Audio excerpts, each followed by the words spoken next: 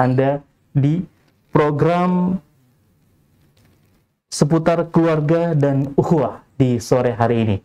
Baik, salawat dan salam kepada Rasulullah Sallallahu Alaihi Wasallam karena beliau adalah teladan kita, panutan kita hingga akhir zaman.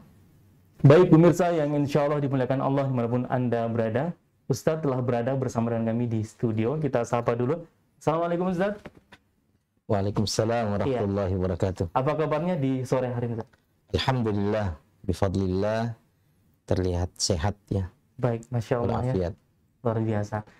Nah, pemirsa Wahda TV yang insya Allah dimuliakan Allah dimanapun Anda berada ya. Baik yang menyaksikan via FB, kemudian YouTube ya. Tentu di sore hari ini kami tidak akan berlama-lama. Ustadz akan menjawab beberapa pertanyaan yang telah masuk di meja redaksi kita pada sore hari ini. Ya, ada beberapa pertanyaan yang telah masukin Ustadz. Ada dari Muhammad Razif via YouTube ini pertanyaannya Ustadz. Katanya bismillah, apakah boleh bersedekah Al-Fatihah kepada orang yang sudah meninggal? Itu pertanyaan Ustadz. Baik. Bismillah, wassalatu wassalamu ala rasulillah wa ala alihi wa sahbihi wa man wala. Amma ba'd. Fa inna asdaqal hadithi kalamullah wa khairal hadi hadi Muhammadin sallallahu alaihi wasallam wa syarral umuri muhdatsatuha wa kullu muhdatsatin bid'ah wa kullu bid'atin dhalalah wa kullu dhalalatin finnar. Bersedekah adalah merupakan salah satu ibadah yang sangat dianjurkan di dalam syariat agama kita ya. Bersedekah ya, atas nama diri sendiri ya, maupun bersedekah atas nama orang tua atau kerabat dekat. Namun ya, terkait dengan sedekah Al-Fatihah ya, untuk orang-orang yang telah wafat, meskipun di sana terdapat perbedaan para ulama tentang boleh tidaknya, sebahagian membolehkannya dan sebagian lagi berhati-hati ya sehingga tidak membolehkannya. Yang tidak membolehkannya ini karena hal tersebut tidak pernah dilakukan oleh baginda Rasulullah Sallallahu Alaihi Wasallam. Tidak kepada istri beliau yang sangat beliau cintai, yang selama ini ya telah mendukung, membela, ya membantu dakwah Rasulullah Sallallahu Alaihi Wasallam di masa-masa yang sangat amat sulit. Ya. Khadijah radhiyallahu taala anha, di mana pada tahun kematiannya, tahun wafatnya, ya disebut sebagai Amul Huzni. Ya. Kesedihan Rasulullah Sallallahu Alaihi Wasallam yang demikian rupa, kecintaan Rasulullah Sallallahu Alaihi Wasallam yang demikian tinggi, ya, kesetiaan Rasulullah Sallallahu Alaihi Wasallam kepadanya yang demikian tulus, ya, dan keinginan Rasulullah, ya, untuk Khadijah agar mendapatkan kebaikan yang berlimpah ruah tak terhingga di sisi Allah Subhanahu Wa Taala. Ya, hal-hal itu tidak memotivasi, tidak membuat Rasulullah Sallallahu Alaihi Wasallam lalu kemudian mengirimkan secara khusus bacaan-bacaan surah tertentu, tidak Al-Fatihah, tidak Al-Baqarah, dan tidak yang lainnya kepada bunda kita Khadijah radhiyallahu taala anha. Demikian pula tidak kepada Hamzah bin Abdul Muttalib, paman beliau. Ya, hal ini ya yang menyebabkan sebahagian ulama memandang ya hal itu ya karena tidak dilakukan oleh Rasulullah Sallallahu Alaihi Wasallam, tidak juga dilakukan oleh sahabat-sahabat Rasulullah Sallallahu Alaihi Wasallam kepada Rasulullah Sallallahu Alaihi Wasallam, maka ya kita pun tawakuf, ya kita berhenti ya di mana Rasulullah Sallallahu Alaihi Wasallam berhenti dan para sahabatnya. Ya adapun yang membolehkannya maka itu menggunakan dalil-dalil umum. Wallahu ta'ala alam. Baik, Masya Allah ya. Terima kasih dengan jawabannya Ustaz. Bagi yang bertanya tadi, tentu kami ucapkan terima kasih atas partisipasi Anda di sore hari ini. Kemudian selanjutnya Ustaz, saya kembali mencari pertanyaan yang telah masuk di sore hari ini. Ada dari siapa nih ya? Iya, dari Rahmawati nih Ustaz. Katanya, bagaimana cara menghadapi orang yang selalu memfitnah saudaranya? Nah ini mungkin ingin diberikan tips-tips seperti apa menghadapi orang yang selalu memfitnah ini Ustaz. Iya. Bismillahirrahmanirrahim untuk saudari kita Rahmawati. Barakallahu fiik. Bagaimana menyikapi saudara kita, ya, sahabat kita yang gemar memfitnah, ya. Di dalam Al-Quran Allah subhanahu wa ta'ala berfirman, وَلَا تَقْفُ مَا لَيْسَ لَكَ بِهِ عِلْمٌ إِنَّ السَّمْعَ وَالْبَصَرَ وَالْفُؤَادَ كُلُّ أُولَئِكَ كَانَ عَنْهُ مَسْئُولًا. Janganlah kalian mengatakan sesuatu yang kalian tidak memiliki ilmu tentangnya. Sesungguhnya pendengaran, wal basara, inna sam'a, sesungguhnya pendengaran, wal basara, penglihatan, wal fu'ada, dan hati, kullu ulaika kana anhu mas'ula.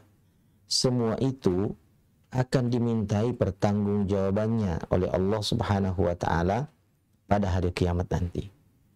Apa yang kita dengarkan, ya, bisa mendatangkan manfaat atau mudarat, ya, bagi kita kelak pada hari kiamat. Jika yang kita dengarkan adalah kebaikan, maka kita akan mendapatkan kebaikan pula. Namun jika yang kita dengarkan adalah keburukan, maka yang akan kita peroleh keburukan pula. Oleh karenanya, ketika kita mendengarkan saudara kita memfitnah, menggunjing, menggibah orang lain bersama dengan kita, maka sikap kita yang pertama adalah menasihatinya agar tidak melanjutkan hal tersebut. Dan jika ia berketerusan, maka kita meninggalkan majelis itu, kita meninggalkannya.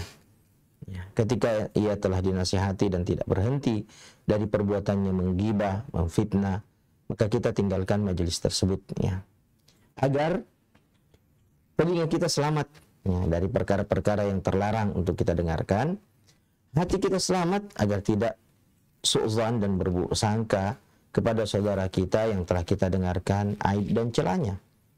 Dan yang ketiga, agar orang itu berhenti melakukan keburukan tersebut. Sebab manakala kita meninggalkan majelis, dia tidak akan melanjutkan fitnah tersebut, dia tidak akan melanjutkan ghibah tersebut. Jika di suatu hari dia datang, dan kita telah mengetahui tabiatnya, maka kita dahului ia dengan nasihat. Jika Anda datang dan bermajelis di sini untuk obrolan yang bermanfaat, bukan ghibah, bukan fitnah, bukan mengungkap aib-aib orang lain, maka silahkan, saya akan menemani Anda duduk bersama, ngobrol dan bercerita. Namun jika Anda ingin mengulangi kebiasaan Anda menggibah dan memfitnah orang lain, maka mohon maaf, saya tidak bisa melayani Anda. Wallahu ta'ala alam. Baik Ustaz, terima kasih ya. Kepada Ukhti Rahmawati tadi Ustaz sudah menjawab pertanyaan Anda di sore hari ini. Semoga sehat selalu dan tetap diistiqomahkan belajar Allah Subhanahu wa taala. Terima kasih atas partisipasi Anda di sore hari ini. Baik, tentu kami masih menanti pertanyaan Anda via FB, via YouTube Silahkan untuk kemudian jangan malu, jangan segan untuk mengirimkan pertanyaan Anda. Ya. Ada lagi dari hamba Allah ini Ustaz, bertanyanya via YouTube ini katanya, Bismillah afwan Ustaz, apa yang harus dilakukan seorang anak yang dia menabung ke orang tuanya, lalu orang tua berjanji untuk memberi uang saat anaknya butuh. Ketika butuh, orang tuanya tidak memberi, padahal kakak yang lain yang minta uang hanya untuk kesenangan diberi. Mohon penjelasannya Ustaz. Syukran wa jazakallahu khair. Itu pertanyaan, Ustaz. Masya Allah. Bismillahirrahmanirrahim. Ya. Barakallahu fiik untuk penanya Ya. tentang menyikapi orang tua yang berbohong kepada anaknya. Dia meminta kepada anaknya untuk menabung. Ya. Namun ya setelah anak itu menabung kepada orang tuanya, ya, lalu ia meminta ya tabungan itu karena membutuhkannya. Ya, di mana dahulu orang tuanya berjanji jika engkau membutuhkannya maka aku akan memberikan tabungan itu. Tapi pada saat ia membutuhkannya, ya janji itu tidak dipenuhi. Bagaimana ini hal ini? Ya. Perkara ini adalah merupakan kebohongan. Perkara ini adalah merupakan kedustaan yang tercela dan terlarang di dalam syariat agama kita. Jadi berdusta, berbohong adalah perkara yang terlarang di dalam syariat agama kita, baik sengaja maupun bercanda, terhadap orang dewasa maupun terhadap anak-anak belia. Bahkan terlarang meskipun kepada non-muslim, orang-orang yang kafir, ya, mengingkari syariat agama Allah. Ya, kita tidak boleh berbohong ya, kepada mereka. Diriwayatkan dari sahabat Abu Bakar radhiyallahu taala anhu, ya. Hadis ini diriwayatkan oleh Imam Ahmad, ya, bahwasanya beliau berkata, ya, ya ayuhan nas iyyakum wal kadhib fa innal kadhiba mujanibun lil iman. Wahai sekalian manusia, hindarilah berdusta. Sebab berdusta itu sangat bertentangan dengan iman. Ya. Demikian pula diriwayatkan dari sahabat Abdullah bin Mas'ud radhiyallahu taala anhu, beliau mengatakan, la yasluhul kadhibu fi jiddin wala hazlin. Ya. Kebohongan itu tidak layak, tidak pantas, ya, baik untuk perkara yang serius maupun perkara yang sifatnya candaan ya, atau bergurau. Lalu kemudian beliau ya, radhiyallahu taala anhu membaca firman Allah Subhanahu wa taala di dalam surah At-Taubah ayat 119. Allah Subhanahu wa taala berfirman, ya ayyuhalladzina amanu taqullaha wa qulu qawlan ya ayyuhalladzina amanu taqullaha wa kunu ma'as sadiqin. Ya. Wahai sekalian orang-orang yang beriman, bertakwalah kalian kepada Allah Subhanahu wa taala dan hendaklah kalian ya, menjadi orang-orang yang jujur ya, atau bersama dengan orang-orang yang jujur. Demikian pula dalam surah Al-Ahzab ya ayat 71 ya. Ya. Tolong dikoreksi kalau keliru atau di penghujung daripada surah Al-Ahzab itu, di mana Allah Subhanahu wa taala berfirman, ya ayyuhalladzina amanu taqullaha wa qulu qawlan sadida. Wahai sekalian orang-orang yang beriman, bertakwalah kalian kepada Allah Subhanahu wa taala dan ucapkanlah perkataan-perkataan yang lurus ya. Perkataan-perkataan yang jujur, perkataan-perkataan yang benar. Jadi pada dasarnya kebohongan itu adalah perkara yang terlarang dalam syariat agama kita. Diriwayatkan dari Imam Muslim dari Ummi Kalsum ya, bintu Uqbah, annaha sami'at Rasulullah sallallahu alaihi wasallam wa huwa yaqul laisal kazzabu alladhi yuslihu bainan nas wa yaqulu khairan wa yunammi khairan. Bukanlah dikategorikan orang pendusta seseorang yang berupaya mendamaikan di antara dua orang. Umpamanya dia mengatakan ya kepada dua orang yang bermusuhan itu, saya tadi berjumpa dengan fulan, ya memang dia berjumpa. Nah, saya ngobrol-ngobrol, dia tanya tentang Anda, tentang kesehatan Anda, lalu dia menitip salam. Padahal dia sama sekali tidak bertanya tentang kesehatannya, tidak pula yang menitip salam kepadanya.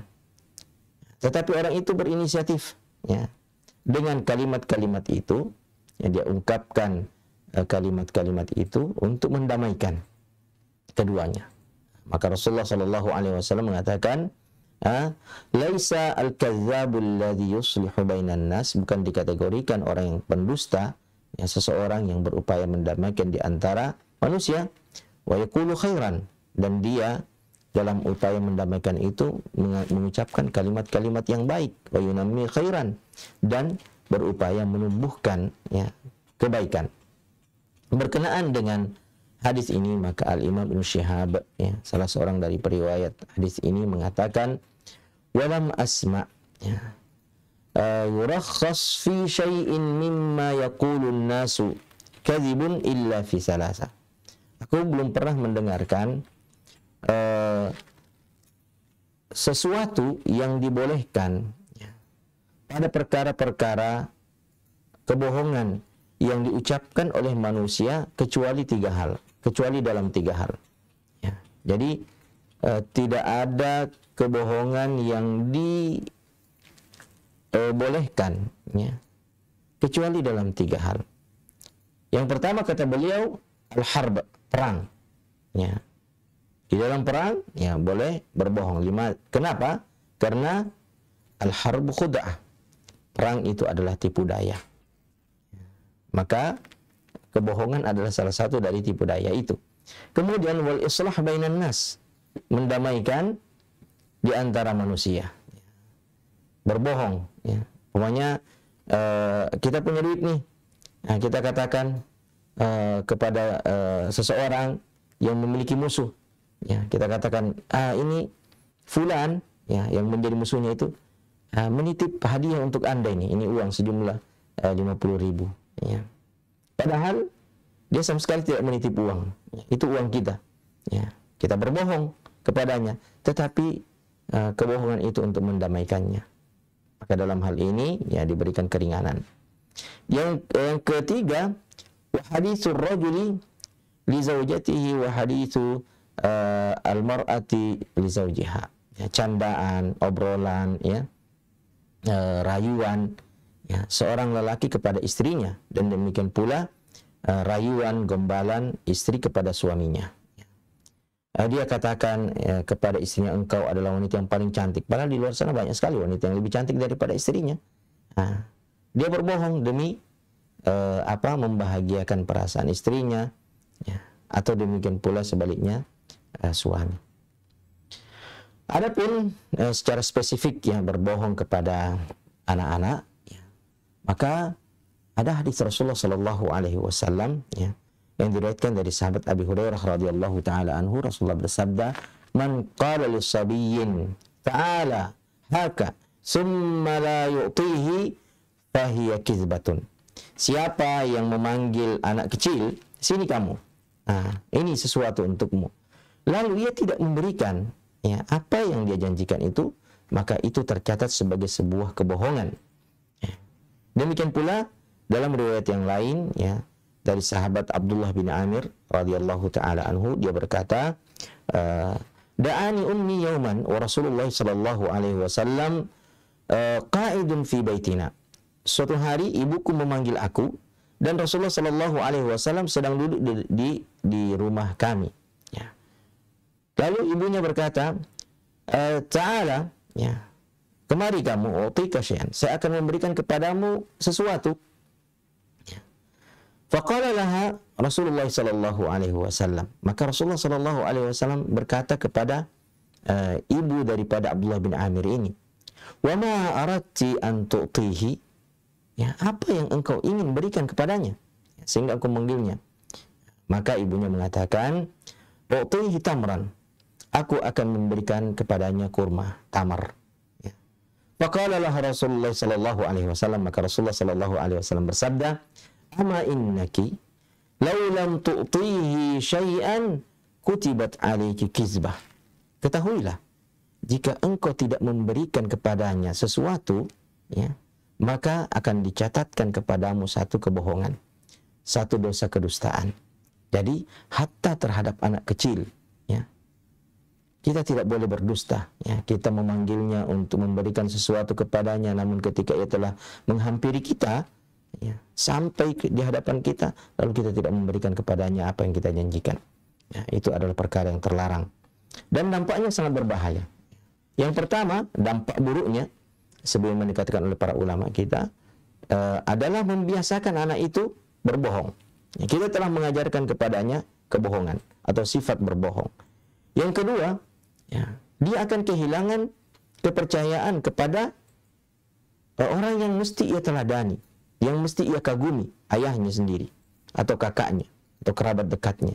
Dia telah kehilangan kepercayaan terhadap mereka. Ya. Yang ketiga, ya, bahwa hal itu akan menyakiti perasaannya, ya. Akan meninggalkan perasaan jengkel, perasaan marah, ya, di dalam hati anak itu karena dibohongi. Wallahu ta'ala alam. Baik, Masya Allah ya. Terima kasih Ustaz sudah menjawab dengan sangat jelas, Masya Allah ya. Kepada penanya tadi, tentu kami ucapkan terima kasih banyak atas partisipasi Anda di sore hari ini. Ada banyak pertanyaan yang telah masuk ini Ustaz ya, dari pemirsa FB, kemudian di YouTube juga, luar biasa banyak ini. Bahkan ada yang ingin bertanya, panjang sekali ceritanya Ustaz. Ya, barakallahu fiik. Baik, katanya ini Abdurrahman. Assalamualaikum Ustaz. Waalaikumsalam. Sebelumnya terima kasih Ustaz, pesan saya ini dibacakan dan diberikan solusi lebih tepatnya.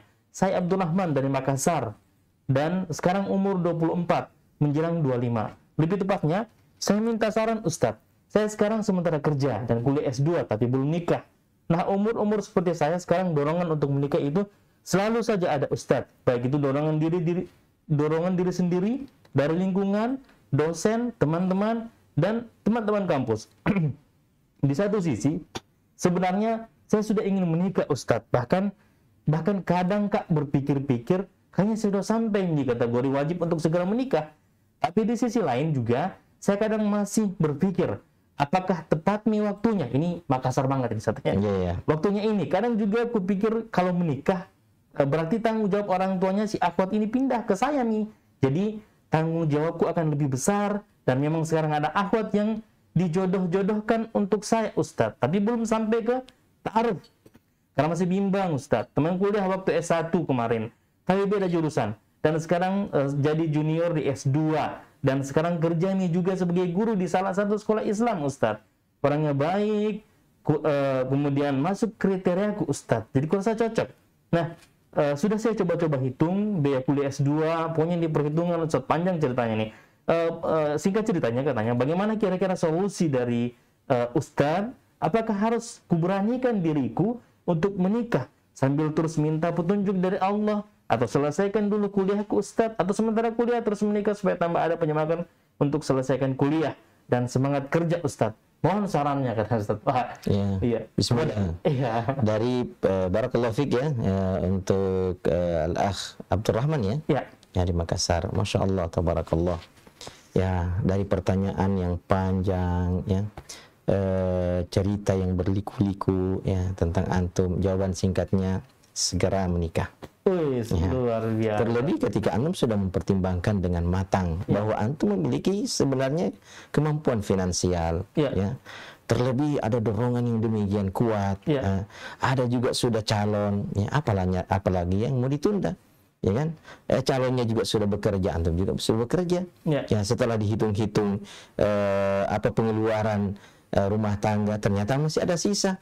Apalagi? Ya.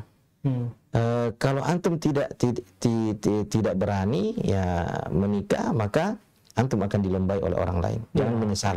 Kalau kemudian ada pria yang lain yang lebih berani yang akan melamar calon antum itu, dan antum akan selalu ketinggalan jika tidak memiliki keberanian. Ya, datang kepada ayah antum atau murabbi antum yang bisa mengantar antum untuk pelamaran, ya, lalu lakukan pelamaran sebelum berakhir bulan Agustus.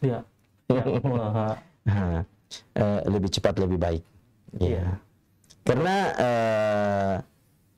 menyelamatkan diri dari fitnah itu lebih utama, apalagi fitnah wanita yang lebih berat. Ya. Rasul mengatakan, ya ma'asyar syabab, man istata'a minkumul ba'ah falyatazawwaj, fa innahu aghaddu lil basar wa ahsanu lil farji. Wahai para pemuda, siapa di antara kalian yang telah memiliki ba'ah? Ba'ah yang pertama adalah dorongan syahwat, ya. Yang kedua, al-ba'ah, kemampuan finansial.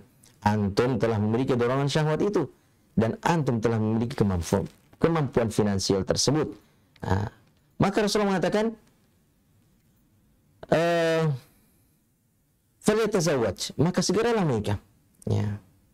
Karena hal itu lebih menundukkan pandangan dan lebih menjaga kesucian kemaluan. Dan jangan khawatir, seandainya pun antum mengkhawatirkan kemampuan finansial, ya, atau kemampuan nafkah setelah pernikahan, maka antum tidak boleh ragu manakala dorongan syahwat itu sudah mengkhawatirkan dan bisa menjatuhkan antum ke dalam fitnah. Ya, baca surah An-Nur ayat 36 ya, kalau tidak salah, ya. Ya, kita cek dulu, ya. Dalam surah An-Nur ayat 32, ya. Allah Subhanahu wa taala berfirman, wa ankihul ayama minkum was-salihina min ibadikum wa imaikum iyakunu fuqara yughnihumullahu min fadli. Dan nikahkanlah al-ayama, orang-orang yang bersendirian di antara kamu. Was-salihina min ibadikum, orang-orang saleh dari hamba-hamba sahaya kalian. Iyakunu fuqara, jika mereka fakir. Fakir itu adalah orang yang status ekonominya di bawah orang miskin. Ya, dia tidak memiliki apa-apa sama sekali. Fakir. Iyakunu fuqara yughnihumullahu min fadli. Maka Allah Subhanahu wa taala akan memberikan kecukupan kepadanya dari karunia Allah Subhanahu wa taala. Hatta orang fakir pun, ya, ketika dia menikah atau dinikahkan demi menjaga kesucian dirinya, maka Allah Subhanahu wa taala melalui lembaga pernikahan itu akan memberikan kecukupan kepadanya. Maka jangan khawatir. Ya, beranikan diri, lamar segera, akad, dan insya Allah Anda akan bahagia biiznillahi ta'ala. Barakallahu fikum. Baik, Masya Allah, ya, luar biasa. Jadi hilangkan perasaan was-was, kemudian ya lamar pasangan Anda, calon pasangan Anda.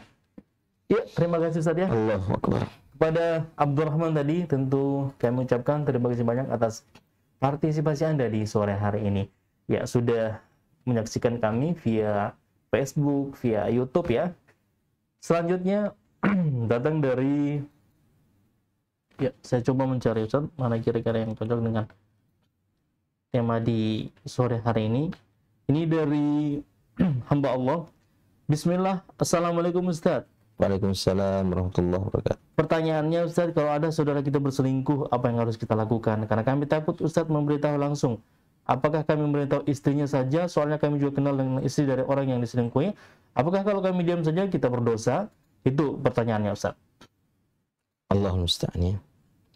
Ya. Ini perilaku yang demikian keji, ya. Perilaku yang demikian buruk, ya. Pengkhianatan salah satu dari pasangan dalam rumah tangga. Wal'iyahzubillah. Kita memohon perlindungan kepada Allah Subhanahu wa taala, semoga perkara keji ini tidak terjadi pada diri kita dan kepada kaum muslimin. Ketika kita melihat hal yang demikian, apa yang harus kita lakukan? Terlebih ketika orang yang kita lihat melakukan itu, perkara keji itu adalah orang yang kita kenal, ya, sahabat kita atau kerabat kita. Apa yang harus kita lakukan? Ya. Rasulullah Shallallahu Alaihi Wasallam bersabda, "Man ra'a minkum munkaran, falyughayyirhu biyadihi." Siapa di antara kalian yang melihat kemungkaran, seseorang berselingkuh, ya, seorang main judi, pacaran dan seterusnya. Nah, kemungkaran-kemungkaran itu tidak boleh didiamkan. Ya. Falyughayyirhu biyadihi. Rasulullah mengatakan hendaklah dia rubah kemungkaran itu. Dia hentikan kemungkaran itu dengan tangannya atau dengan kekuasaannya. Anda memiliki kekuatan, Anda memiliki kekuasaan yang bisa menghentikan perbuatan itu, maka Anda harus melakukannya. Datangi orang yang berselingkuh itu, pisahkan mereka. Ya. dan nasihati bahwa apa yang mereka lakukan itu adalah dosa yang sangat keji, dosa yang sangat besar, ya, yang tidak hanya mendatangkan petaka bagi mereka di alam barzah dan di alam akhirat, juga akan mendatangkan petaka bagi mereka, ya, di alam dunia ini. Yang kedua, fa illam yastati, kalau dia tidak mampu untuk merubah kemungkaran itu dan menghentikannya dengan kekuatan atau dengan kekuasaan, karena ia tidak memilikinya, maka dia tidak boleh mendiamkannya. Ada kewajiban berikut yang mesti ia tunaikan. Falyughayyirhu bilisanihi, hendaklah dia menghentikan kemungkaran itu dan merubahnya dengan lisannya.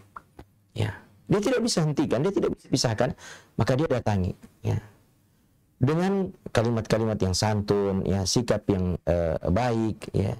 Wahai saudaraku, apa yang kau lakukan ini adalah perbuatan yang keji, ya. Engkau bisa mendapatkan hukuman di dunia, ya, dan hukuman di akhirat. Ketika tidak mampu melakukan hal tersebut, apakah kewajibannya untuk menghentikan kemungkaran itu selesai? Ternyata tidak. Rasulullah mengatakan fa illam yastati fa biqalbi. Ya, maka jika ia tidak mampu merubah kemungkaran itu dengan lisannya, dengan nasihatnya, karena memang ia tidak memiliki kemampuan sama sekali untuk melakukannya, maka dia harus merubah kemungkaran itu dengan hatinya. Bagaimana? Ya, berpaling, ya, meninggalkan, ya, tempat tersebut, ya. Tidak memandang orang itu dengan pandangan hormat, ya, dengan pandangan persahabatan, tetapi memandangnya dengan pandangan kebencian, ya. Sehingga orang itu menyadari bahwa apa yang dia lakukan sebenarnya dibenci, ya, tidak disukai oleh orang tersebut. Ya. Ada pertanyaan yang serupa, ya, ditanyakan kepada Syekh Jibrin, ya, rahimahullahu ta'ala, ya, terkait dengan orang yang kedapatan berselingkuh, kan? Ya. Ya. Apa yang harus dilakukan? Ya. Apakah kita lapor kepada keluarganya, kepada suaminya? Ya. Nah, kalau kita lapor kepada suaminya, habis. Wanita ini mungkin akan diceraikan, ya, akan dihukum, dipukul, dan seterusnya. Demikian pula ketika dilaporkan kepada keluarganya. Beliau mengatakan ada tiga tingkatan, ya. Jika wanita yang kedapatan, ya, melakukan perbuatan tersebut, ya, selingkuh, jalan dengan lelaki lain, ya, ketika kita mengetahui bahwa wanita ini, ya, orang dia katakan dia sudah kenal wanita ini, kan, ya. Dia kenal orang itu, dia kenal juga suaminya, ya. Ketika yang kita kenali wanita tersebut selama ini adalah orang yang baik, ya, orang yang menjaga diri, hanya saja boleh jadi ketika itu dia terpedaya. Ya, mungkin dia membutuhkan tumpangan, ya kan? Ya, butuh tumpangan. Lalu ada lelaki, ya, teman SMA-nya barangkali dulu, ya, punya mobil, ya, silakan, ya, saya akan antar Anda ke rumah, saya akan antar Anda ke tempat tujuan. Namun, ya, dibawa ke tempat yang lain, ya. Lalu dilihatlah di sana dia oleh temannya itu. Wah, ini selingkuh ini, atau dilihat dia naik mobil, ya. Padahal selama ini dia adalah wanita baik, ya. Maka sikap kita adalah segera menyelamatkan wanita itu, ya. Segera mendatanginya, menyelamatkannya, ya, agar tidak terjadi apa-apa, dan kemudian menasihatinya agar lebih berhati-hati. Tidak melaporkan peristiwa itu kepada suaminya, ya. Tidak melaporkan perkara itu kepada keluarganya, ditutup aibnya itu. Ya. Iya. Ini tingkatan yang pertama, ya. Iya. Tingkatan yang kedua, jika wanita itu selama ini memang kita tahu, ya, dia suka WA, ya, komunikasi dengan lelaki-lelaki asing di media sosialnya, ya, tidak diketahui oleh suaminya, dan kedapatan oleh kita pada saat itu dia melakukannya, dan itu baru pertama kali, ya, baru perdana, ya, dia berjumpa dengan lelaki itu, atau video call dengan lelaki itu kita dapati, ya, maka kita nasihati, ya, ini pertama kali saya mendapati Anda. Selama ini saya lihat memang Anda selalu berusaha chat dengan lelaki-lelaki asing, ya, baik di WA atau di Facebook, ya. Dan pertama kali saya dapati Anda melakukan ini. Anda harus menghentikannya. Ini sangat berbahaya bagi Anda. Dan kalau Anda berketerusan, saya akan lapor kepada keluarga Anda. ya, untuk menghentikan perbuatan ini dengan cara mereka. Nah, dan bisa jadi saya akan melapor hal ini kepada suami Anda. Ya. Ya. Jadi tidak langsung dilaporkan, tapi diberikan ancaman agar dia berhenti melakukannya. Ya. Yang ketiga, ya ini tahapan ketika beliau, ketika wanita ini memang ya sudah seperti itu kelakuannya, hanya saja suaminya terpedaya, tertipu. Ya. Dia lihai dan licik menyembunyikan perselingkuhannya. Ya. Maka yang seperti ini harus dilaporkan kepada suami, agar wanita seperti ini diceraikan karena ia tidak layak untuk menjadi istri atau pendamping hidup lelaki yang baik atau lelaki yang soleh. Wallahu ta'ala a'lam. Baik, terima kasih Ustaz ya. Kepada penanya tadi kami ucapkan terima kasih banyak atas partisipasi Anda di sore hari ini. Semoga sehat selalu dan tetap diistiqomahkan pada jalan Allah Subhanahu wa taala. Baik, selanjutnya kita ke pertanyaan datang dari Abdullah ini Ustaz. Barakallahu fiik. Afwan, izin bertanya Ustaz, bagaimana cara menghadapi saudara kita yang hatinya selalu berburuk sangka kepada orang lain gitu? Itu pertanyaannya Ustaz. Baik, bismillahirrahmanirrahim. Bagaimana menyikapi saudara kita ya? Saudara kandungkah? Ya. Atau saudara karena persahabatan? Yang senantiasa hatinya berburuk sangka kepada orang lain. Tidak ada sikap yang lebih baik kecuali mendoakan dia ya, agar hatinya diteguhkan oleh Allah Subhanahu wa taala. Ya, sebab yang mengendalikan hati manusia itu adalah Allah Subhanahu wa taala. Pemilik hati itu sendiri tidak bisa mengendalikan hatinya. Ya. Oleh karenanya kita doakan dia ya, agar Allah Subhanahu wa taala meneguhkan hatinya dalam kebaikan. Tetapi agama kita tidak hanya mengajarkan kita untuk berdoa saja tanpa ada ikhtiar dan usaha. Maka usaha kita adalah menasihatinya ya, agar ia tidak senantiasa berburuk sangka kepada orang lain ya.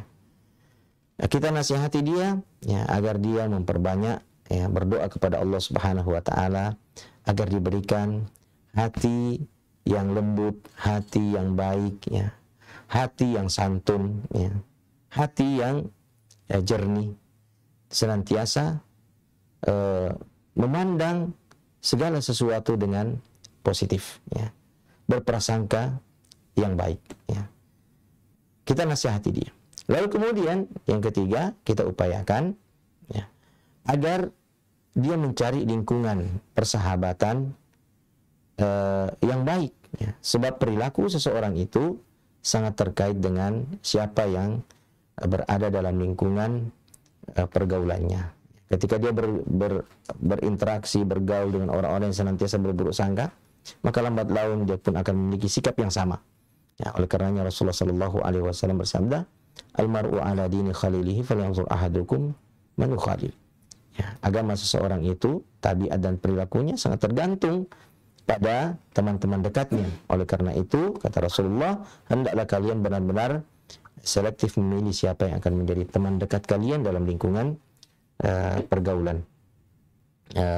Orang Arab mengatakan, "Arifni ashabak wa arifuka man anta." Perkenalkan kepada aku ke sahabat-sahabat dekatmu, niscaya aku akan memperkenalkan kepada dirimu siapa engkau. Ya, jadi ketika dia memperkenalkan ternyata sahabat-sahabatnya ini tukang fitnah, orang yang suka berburuk sangka, maka dia pun tidak akan jauh berbeda dengan sahabat-sahabatnya tersebut. Namun ketika dia sebutkan sahabat-sahabatnya ternyata adalah orang-orang yang baik, orang-orang yang saleh, orang-orang yang menjaga diri, maka ya, perilakunya insya Allah tidak akan jauh beda dengan sahabat-sahabatnya tersebut. Nah, itulah nasihat kita kepadanya ya, agar dia intens berdoa kepada Allah ya, memberikan kepadanya hati yang bersih, hati yang suci, tidak suka berburuk sangka kepada orang lain. Kemudian ketika kita berbanjilis dengannya dan dia melakukan hal tersebut, kita menasihatinya, lalu kita berusaha agar lingkungan pergaulannya dijauhkan dari orang-orang yang memiliki sifat yang sama, suka berburuk sangka kepada orang lain. Dan ketika hal itu tidak bermanfaat, ya, maka kita harus berwaspada dan berhati-hati darinya. Ya, jangan kita menjadi teman dekatnya, karena kita khawatir bahwa perilaku buruknya itu akan memapar ya, diri kita dan merubah perilaku kita. Wallahu ta'ala alam. Baik, terima kasih Ustaz ya. Dan penanya tadi, terima kasih atas partisipasi Anda di sore hari ini ya, Masya Allah ya. luar biasa sekali. Selanjutnya datang dari Fatimah ini Ustaz. Pertanyaannya adalah, Bismillah, saya punya seorang adik perempuan yang mengeluhkan perilaku suaminya. Kalau suaminya ringan tangan Ustaz, mulut kasar, suka berbohong, dan tidak jujur dalam masalah gaji. Adik saya sebenarnya sudah lelah dan tertekan menghadapi suaminya dan ingin pisah, tapi masih berpikir dikarenakan ada 2 anak yang masih kecil. Mohon masukannya, kira-kira jalan apa yang ditempuh Ustaz? Jazakallah khairan. Barakallahu fiik. Ya. Ada beberapa hal yang bisa ditempuh. Ya. Ketika melihat kondisi kerabat kita, keadaan rumah tangganya seperti itu. Ya. Salah satu dari pasangannya bersikap kasar. Ya. Pada dasarnya, ya, seorang lelaki tidak boleh bersikap kasar kepada istrinya. Demikian pula istri tidak boleh bersikap kasar kepada suaminya. Ya. Rasulullah Shallallahu Alaihi Wasallam bersabda, "Istausu bin nisa'i khaira." Ya. Rasulullah juga mengatakan, "Rifqan bil qawarir." Ya. Berikanlah wasiat-wasiat kepada wanita itu, istri sekalian, dengan kebaikan. Ya. Dan beliau mengatakan, bersikap lembutlah kepada al-qawarir. Ya. Rasulullah mengilustrasikan wanita itu seperti gelas-gelas kaca atau botol-botol kaca. Bagaimana ketika kita membawa botol-botol kaca di atas sebuah nampan, tentu kita akan berhati-hati jangan sampai ia tumbang lalu pecah. Ya, demikian pula ketika kita berinteraksi dengan mereka. Dan Rasulullah Shallallahu Alaihi Wasallam bersabda kepada para wanita, "Lau anni amuru ahadan an yasjuda li ahadin la amartu mar'atan an tasjuda li zawjiha." Atau kama qala Shallallahu Alaihi Wasallam, seandainya aku boleh memerintahkan orang lain untuk sujud kepada orang lain, ya, maka tentu aku akan memerintahkan istri untuk sujud kepada suaminya. Ya. Hal ukhbirukum, Rasulullah mengatakan, hal ukhbirukum binisaikum min ahli jannah. Ya, maukah aku sampaikan kepada kalian siapa di antara istri-istri kalian yang akan menjadi penghuni surga? Kullu hainatin lainatin,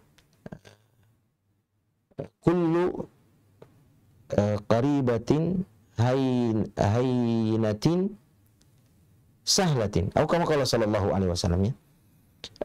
Setiap wanita-wanita yang muda, ya, yang lembut, yang santun, yang dekat, ya, itulah yang akan menjadi penghuni surga. Ya. Rasulullah juga bersabda, idza shallatil mar'atu khamsaha wa shamat syahraha, ya, wa ata'at amra zawjiha, qila laha udkhulil jannati min abwabil jannati min ay abwabil jannati syi'ti. Atau kama qala sallallahu alaihi wasallam, jika seorang wanita itu telah menjaga salat 5 waktunya, ya, kemudian menjaga puasa Ramadannya, wa hafazat farjaha, menjaga kesucian dirinya, wa ata'at amra zawjiha, dan taat kepada perintah suaminya, maka akan dikatakan kepadanya pada hari kiamat nanti, masuklah engkau ke dalam surga dari pintu mana saja yang engkau inginkan. Nah, ini semuanya mengisyaratkan bahwa seorang wanita itu harus benar-benar patuh, taat, santun, lembut, ya, kepada suaminya. Ya, demikian pula suami kepada istrinya. Ya, kita harus nasihati seperti itu. Ya, ketika kita melihat ada saudara kita kondisi rumah tangganya penuh dengan masalah hanya karena perangai yang kasar. Ketika itu tidak mempan, ya, maka kita laporkan kepada salah satu dari kerabat mereka, ya, yang berakal, ya, yang dewasa, ya, untuk menasihati mereka secara khusus. Ya. Namun ketika hal itu juga tidak bermanfaat, wanita ini boleh meminta khulu, ya, cerai. Ya. Ketika sudah tidak sanggup lagi dengan perangai suaminya yang kasar dan dia terzalimi. Wallahu ta'ala a'lam. Ya, baik. Terima kasih Ustaz, ya. Selanjutnya pertanyaan dari, ya, saya coba cari yang berkaitan dengan tema kita di sore hari ini Ustaz. Ada dari siapa nih, ya? Abdullah, hamba Allah ini Ustaz, katanya, Assalamualaikum, sebelumnya izinkan saya menyampaikan permohonan maaf, mau bertanya dan bersolusi. Apa hukumnya suami mentalak 3 sekaligus terhadap istri dengan keadaan marah yang sangat hebat, menggebu-gebu, dan tidak sadar apa yang telah diucap? Dalam keterbatasan saya yang tidak mengerti agama dan hukum talak itu sendiri, tidak diniatkan dalam hati untuk mengucap demikian, dan tidak ada niatan untuk menceraikan istri saya. Mohon solusinya, apakah talak itu jatuh atau tidak jatuh, Ustaz? Terima kasih. Baik, bismillahirrahmanirrahim. Ya, dari siapa tadi ini? Abdullah. Abdullah ya, tidak disebutkan tempatnya di mana. Barakallahu fiik ya. Semoga Allah Subhanahu wa taala ya memberikan kepada antum pikiran yang matang ya, perasaan yang lapang sehingga menyikapi problematika rumah tangga dan masalah-masalah yang ada di dalamnya tidak cepat emosi dan naik pitam ya, sehingga mengucapkan kalimat-kalimat yang sangat amat berbahaya. Ya, kalimat talak itu ya adalah kalimat yang sangat amat ampuh ya, bertuah dia. Ya, ketika diucapkan maka dia akan jatuh. Ya, Rasul mengatakan salasun jidduhunna jiddun hazluhunna jiddun. Ada 3 perkara yang seriusnya dianggap serius, candanya dianggap serius. Ya, salah satu di antara 3 perkara itu adalah at-talaq. Ya, ketika suami mengucapkan talak terhadap istrinya, baik dia bercanda atau serius, maka talak itu pun jatuh. Bagaimana dengan kondisi yang diceritakan dalam pertanyaan ini? Beliau mengatakan suami mentalak 3 sekaligus ya terhadap istri dengan keadaan marah yang sangat hebat. Keadaan marah yang sangat hebat. Kemudian ditambah dengan kalimat menggebu-gebu. Ya, hebat, menggebu-gebu, ya. Lalu yang ketiga, tidak sadar apa yang telah ia ucapkan. Tidak sadar apa yang dia telah ucapkan. Ya, bagaimana ketika dia dalam kondisi seperti ini mengucapkan talak? 3 kali pula. Rasulullah Shallallahu Alaihi Wasallam hadis yang saya mengatakan, la talaqa fi ighlaqin. Ya. Tidak ada talak dalam kondisi seseorang itu tertutup, terkunci. Ya, maksudnya dia tidak mengetahui apa yang dia ucapkan. Dia tidak menyadari apa yang dia katakan. Ya, benar-benar dalam kondisi pikirannya, ya, perasaannya tertutup oleh kemarahan yang demikian hebat menggebu-gebu itu. Maka tidak dianggap ucapan talaknya. Demikian pula ya diriwayatkan dari Imam Malik bahwasanya beliau mengatakan bahwa masuk dalam kategori fi ighlaqin ya, dalam kondisi terkunci atau tertutup adalah orang yang dipaksa ya untuk menceraikan istrinya atau mengucapkan kalimat talak terhadap istrinya. Ya, dia dipaksa oleh seseorang ya atau dipaksa oleh keadaan ya, dan dia terpaksa untuk mengucapkannya padahal dia tidak menginginkannya. Maka dalam kondisi seperti itu ya tidak jatuh talaknya. Wallahu taala alam. Ya, demikian pula dalam pertanyaan ini, maka talak Anda tidak jatuh. Wallahu a'lam. Baik, Ustaz ya. Masya Allah. Biasa jawabannya. Dan penanya tadi, Ustaz sudah menjawab pertanyaan Anda di sore hari ini. Semoga sehat selalu dan tetap diistiqomahkan pada jalan Allah Subhanahu wa taala. Selanjutnya datang dari via YouTube pertanyaannya, Ustaz. Hamba Allah katanya. Bismillah, Ustaz. Apa yang harus dilakukan seorang anak? Oh iya, tadi ini sepertinya sudah. Ini dari Muhammad Yusuf Sinjai.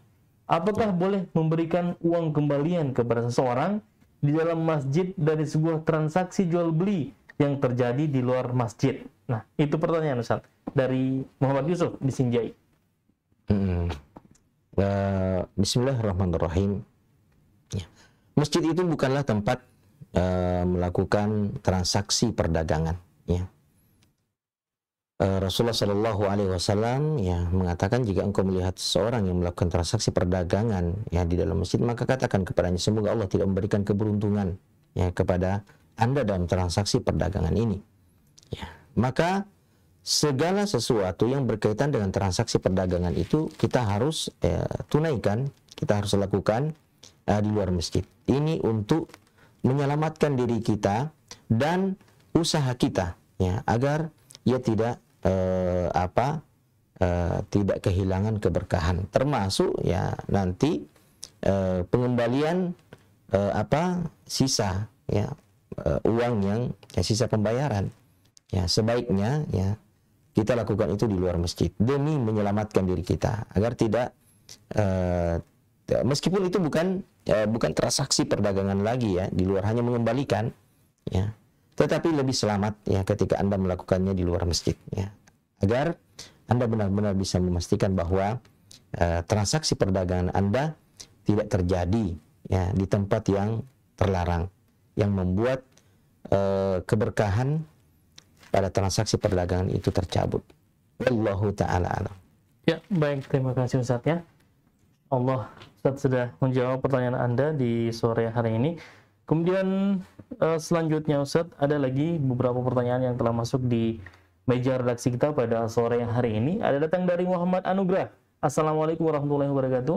Apa Ustaz mau bertanya, bagaimana sikap kita kepada teman sesama tulab yang bermudah-mudahan sama akhwat sudah dinasihati namun beliau tidak mendengar? Nah, ini seperti apa nasihatnya? Bismillahirrahmanirrahim. Ya, ketika dia sudah tidak mempan dinasihati ya maka laporkan kepada dosen atau kepada musyrif ya, pembina ya di pesantren atau di kampus ya, agar ya, mahasiswa atau tulab tersebut dipanggil secara khusus ya. Dan ketika ia tidak mendengarkan lagi nasihat, maka boleh jadi ada keputusan yang mesti diambil oleh pihak kampus terhadap mahasiswa tersebut terkait dengan pelanggaran yang dia lakukan, yang dimana pelanggaran itu adalah pelanggaran syar'i yang cukup berat. Wallahu ta'ala. Ya, baik, terima kasih kepada Akhi Muhammad Anugrah telah memberikan pertanyaan, mengirimkan pertanyaan di sore hari ini. Semoga sehat selalu dan tetap diistiqomahkan pada jalan Allah Subhanahu wa Ta'ala. Amin. Selanjutnya datang dari siapa nih? Tunitin katanya. Assalamualaikum Ustaz. Mau bertanya, apakah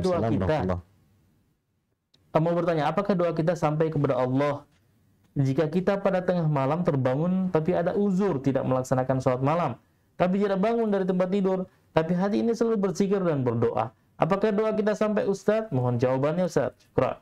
Ya, itu pertanyaan Ustaz. Baik, barakallahu fiik. Bismillahirrahmanirrahim. Ya. Allah Subhanahu wa Ta'ala ya sangat menekankan dan menganjurkan kepada kita untuk senantiasa memperbanyak doa kepada Allah Subhanahu wa Ta'ala. Ya, bahkan ya Allah Subhanahu wa Ta'ala sangat mencintai hambanya yang senantiasa berdoa ya kepada Allah Subhanahu wa Ta'ala. Bahkan dia meminta kepada Allah untuk perkara yang remeh ya, seperti garam. Sebelum dia mengkonsumsi atau menjemput garam, dia terlebih dahulu minta kepada Allah Subhanahu wa Ta'ala. Dan subhanallah ya, Nabi siapa yang ditenggelamkan oleh Allah dan dimakan oleh ikan? Nabi Yunus bin Matta, ya kan? Ya. Dia berdoa di mana? Ya. Dia berdoa di 3 lapis kegelapan. Ya. Di dalam perut ikan, ya, gelap, ya.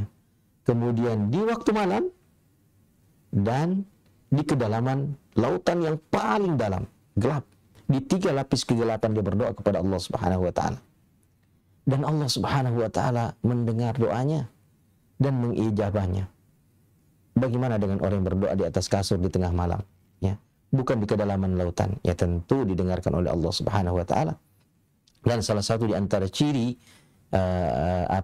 ulul albab, orang-orang yang berakal itu yang disebutkan oleh Allah Subhanahu wa Ta'ala dalam Al-Qur'an, alladzina yadhkuruna Allah qiyaman wa qu'udan wa 'ala junubihim wa yatafakkaruna fi khalqis samawati wal ardi rabbana ma khalaqta hadza batila subhanaka faqina adzabannar. Orang-orang yang berakal itu adalah orang-orang yang senantiasa berdoa dan berzikir kepada Allah Subhanahu wa Ta'ala dalam segala kondisi dan keadaannya.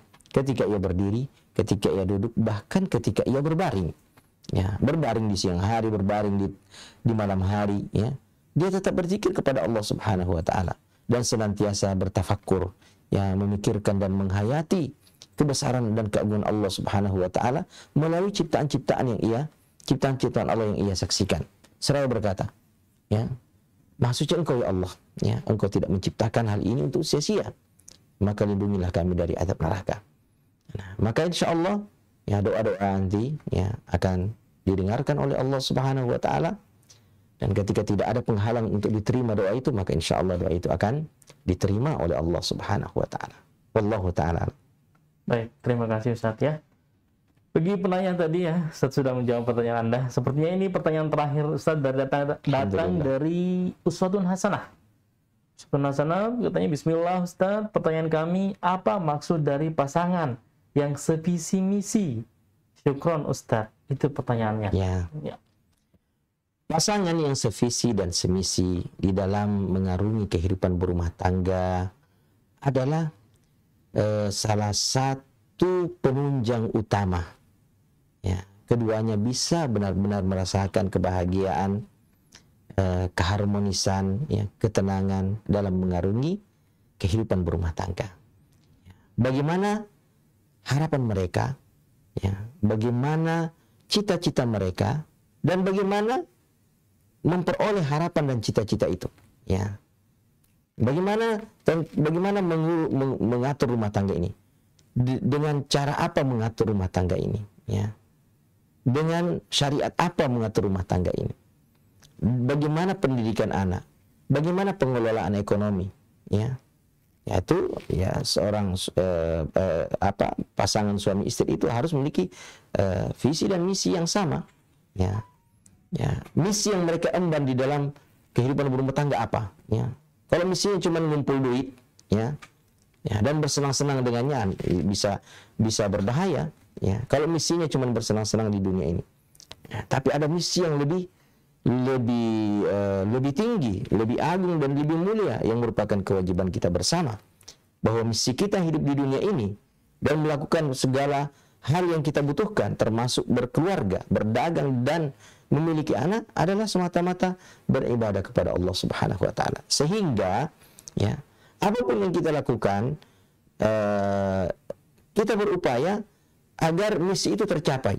Ya, kita berumah tangga, misi kita beribadah kepada Allah. Bagaimana rumah tangga ini benar-benar mengantarkan saya untuk sampai pada misi itu, beribadah kepada Allah Subhanahu wa taala. Maka mulai dari memilih pasangan, kita nggak sembarangan. Ya, kita akan memilih orang yang bisa membantu kita beribadah kepada Allah Subhanahu wa taala. Demikian pula dalam mendidik anak. Kita tidak akan memilih pendidikan yang tidak bisa menjadikan anak kita ini mengantarkan kita pada ibadah kepada Allah, karena kita memiliki anak untuk membantu kita beribadah kepada Allah Subhanahu wa taala. Demikian pula dalam pengelolaan ekonomi. Bahkan demikian pula dalam menghadirkan fasilitas dalam rumah tangga. Kita ingin menghadirkan fasilitas itu untuk memudahkan kita beribadah kepada Allah. Nah, karena visi dan misi kita sama, ya insya Allah kita akan bahagia dan tentram dalam mengarungi kehidupan berumah tangga. Nah, kalau tidak sama, petaka. Ya, yang satu mau bersenang-senang, yang satu mau beribadah kepada Allah. Karena dia mau bersenang-senang, maka dia hadirkan band dalam rumahnya. Band tidak mungkin yang membantu seorang beribadah kepada Allah. Maka tersiksalah pasangannya yang mendengarkan hingar-bingar band dan musik, ya, sepanjang waktu di dalam rumahnya. Dia tidak tenang beribadah kepada Allah, bertengkar terus, ya, hanya kehadiran band. Ya, tapi kalau visi misinya sama, ya kita mau beribadah kepada Allah, ya band dijauhkan. Ya, hanya akan menghadirkan hal-hal yang bisa mendukung mereka untuk melakukan ibadah tersebut yang merupakan misi hidup mereka di dunia. Wallahu taala alam. Iya, baik, terima kasih Ustaz, ya. Ya. Kepada Uswatun Hasanah tadi, Ustaz sudah menjawab pertanyaan Anda. Semoga sehat selalu, tetap diistiqomahkan pada jalan Allah Subhanahu wa taala. Baik, pemirsa Wahda TV, baik yang menyaksikan via YouTube, via Facebook, kita telah berada di penghujung program Tanya Jawab Masalah Keislaman seputar keluarga dan ukhuwah. Baik, kami ucapkan terima kasih banyak Ustaz sudah hadir bersama dengan kami di studio. Semoga sehat selalu Ustaz, ya. Amin ya rabbal alamin. Baik pemirsa, kami pamit dan undur diri dari layar kaca Anda. Semoga apa yang Ustaz sampaikan tadi ada banyak manfaat yang bisa Anda dapatkan. Subhanakallah bihamdik, asyhadu an la ilaha illa anta astaghfiruka wa atubu ilaik. Wassalamualaikum warahmatullahi wabarakatuh dan sampai jumpa.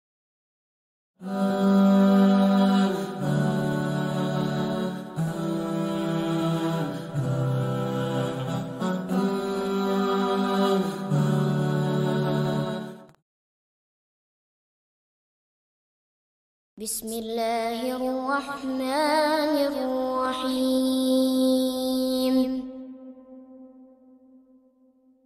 وَلَقَدْ كَتَبْنَا فِي الزَّبُورِ مِنْ بَعْدِ الذِّكْرِ أَنَّ الْأَرْضَ يَرِثُهَا أن الأرض يرثها عبادي الصالحون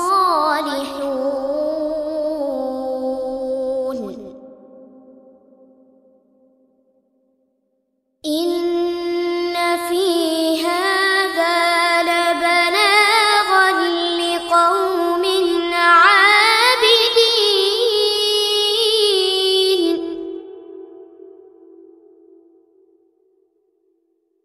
وما أرسلناك إلا رحمة للعالمين قل إنما يوحى إلي أنما إلهكم إله واحد فهل أنتم مسلمون فإن تولوا فقل آذنتكم على سواء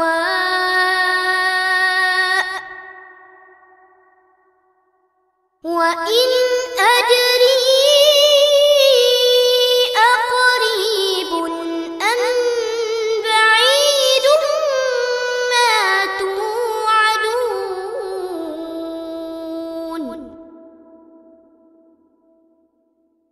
إنه يعلم الجهر من القول ويعلم ما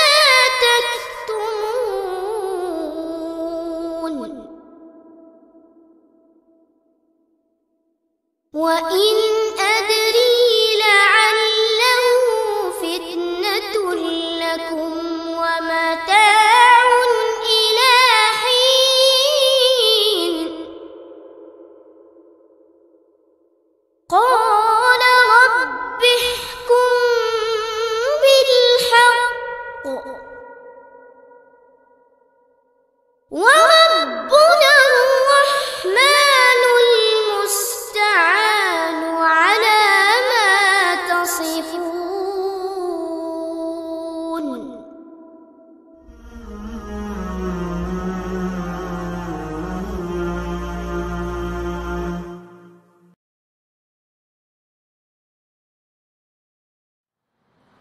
أعوذ بالله من الشيطان الرجيم بسم الله الرحمن الرحيم وإذا أنزلت سورة أن آمنوا بالله وجاهدوا مع رسوله استأذنك أولو الطول منهم وقالوا ذرنا لكم مع القاعدين رضوا بأن يكونوا مع الخوالف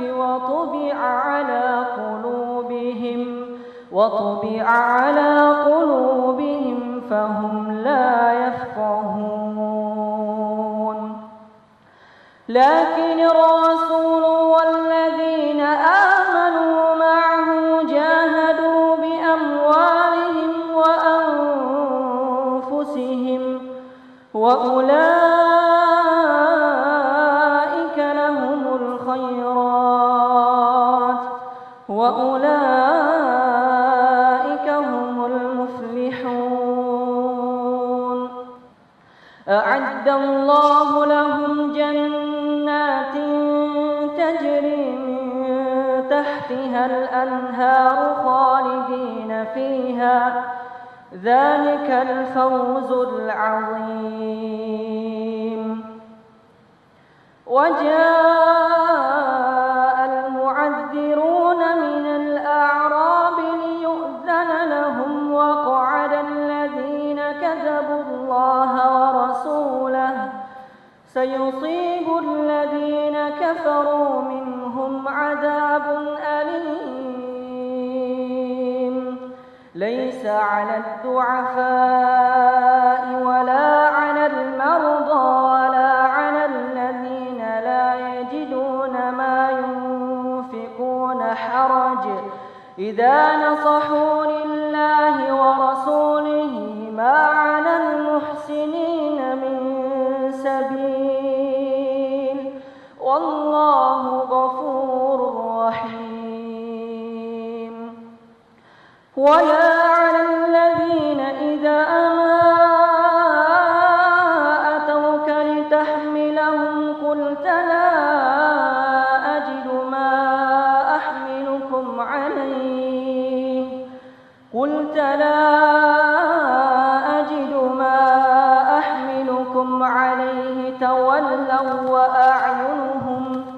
تولوا وأعينهم تفيض من الدمع حزنا ألا يجدوا ما ينفقون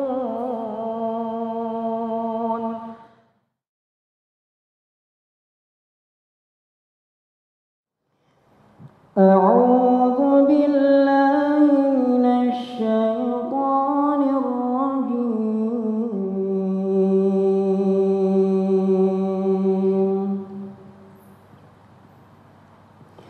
يا